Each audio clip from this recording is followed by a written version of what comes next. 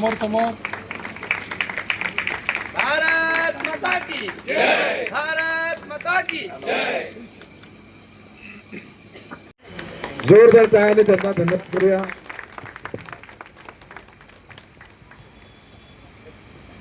Sir.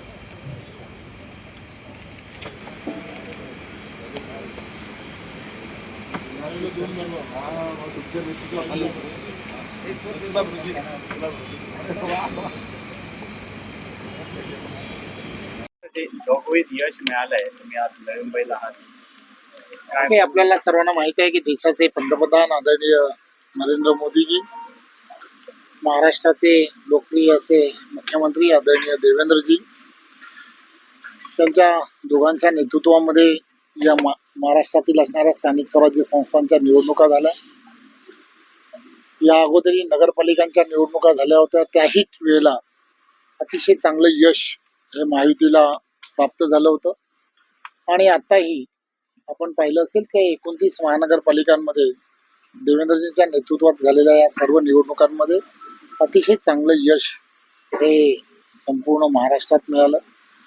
नवी मुंबईमध्ये तर गणेश नाईक यांच्या नेतृत्वामध्ये तिथे नंदाताई, त्याचबरोबर संपूर्ण इथली असणारी भारतीय जनता पार्टीची पूर्ण टीम, जिल्ह्याचे अध्यक्ष राजेश पाटीलजी, संजीव नाईकजी, संदीप नाईकजी आणि सर्व कार्यकर्ते पदाधिकारी, या सर्वांनी केलेली प्रचंड मेहनत आणि या मेहनतीमुळे हे यश जे आहे ते यश मिळालं.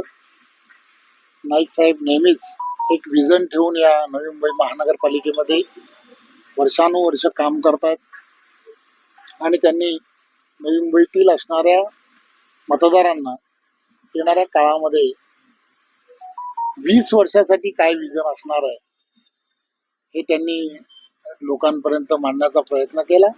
आणि त्यामुळेच खरं तर हे यश जे आहे, यश देवेंद्रजींच्या नेतृत्वामध्ये नवी मुंबईकरांनी त्यांना दिलं, भारतीय जनता पार्टीला दिलं.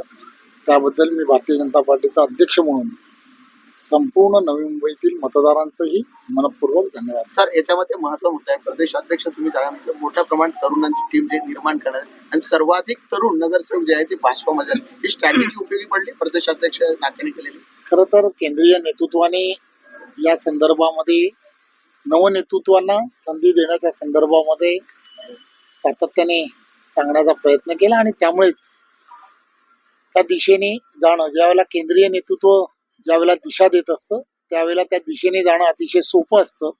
त्यामुळे त्यामध्ये यश जे आहे, अनेक तरुण पदाधिकारी कार्यकर्त्यांना जी संधी मिळाली त्यामुळे मिळाली. सर, ठाण्यामध्ये 2 दादा एकत्र आले, गणेश नाईक डोंबिवलीचे ते नवी मुंबईचे. ठाण्यामध्ये करिश्मा होईल 2 दादा एकत्र येऊन. खरं तर निवडणुका आता संपलेल्या आहेत, त्यामुळे विकासात्मक जे विजन देवेंद्रजी प्रत्येक महानगरपालिकेच्या दृष्टिकोनातून त्यांनी ठरवलेलं आहे. नवी मुंबईमध्ये काही गंभीर विषय जे आहेत त्या विषयांबद्दल नाईक साहेब नेहमीच त्याची चर्चा करतात, केली त्यांनी. DCRच्या संदर्भात ते वारंवार सांगतात. त्यामुळे या सगळ्या गोष्टी येणाऱ्या काळामध्ये पुढील भविष्याच्या दृष्टिकोनातून करणं हे अपेक्षित आहे.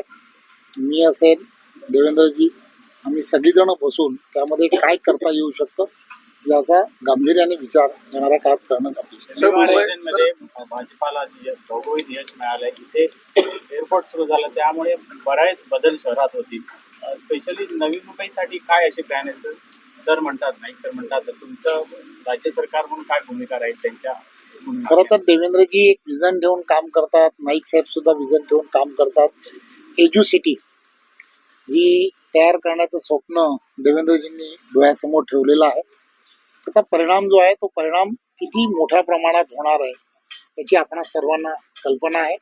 त्यामुळे हे शहर आणि शहराची असणारी पूर्ण परिस्थितीच बदलेल असं मला त्या निमित्ताने वाटतं. कारण एअरपोर्ट नवी मुंबई जवळ आहे आणि हे शहर आणि शहराची असणारी जी परिस्थिती आहे, राहणीमान जे आहे, त्या दृष्टिकोनातून ह्या शहराला एज्युसिटी म्हणून जेव्हा देवेंद्रजींनी करण्याचं जे ठरवलं त्याचा एक चांगला परिणाम जो आहे तो परिणाम एवढ्या युनिव्हर्सिटीज जर या शहरांमध्ये फॉरेन युनिव्हर्सिटीज ज्याला म्हणतो आपण त्या शहरामध्ये जर आल्या तर त्याचा परिणाम जो आहे तो परिणाम देशातील असणारी ज्या इकॉनॉमीवरती पण सर्वात मोठा होईल असं मला वाटतं. सर मुंबई